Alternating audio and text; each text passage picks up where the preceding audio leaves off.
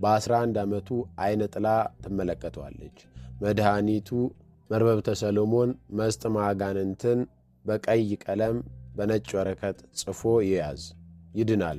ከዚህም በኋላ ጥቁር ነገር አይወድለትም።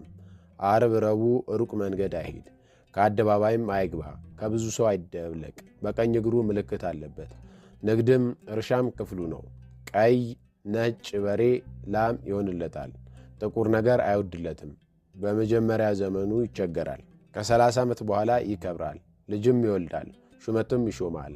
በ22 ዓመቱ ይታመማል፣ ይድናል። አይነ ጥላ በልጅነቱ ትጻረረዋለች። ራሴን አይኔን ይላል። ገንዘቡ እንዳይበረክት ትበተብታለች ወይም ትገረግርበታለች። በ20 ዓመቱ ቁስል ይጠንቀቅ፣ መድኃኒት ያስፈራዋል። ንዳድ እግር ብረት ይጻረረዋል። አይነ ጥላው በወገቡ እየገባች ልቡን ወገቡን ታሟለች። ሆዱን ኩርፍተኛ ቁጡ ታደርገዋለች። መቀኛው ብዙ ነው። አሰድ እሳት አያግባ።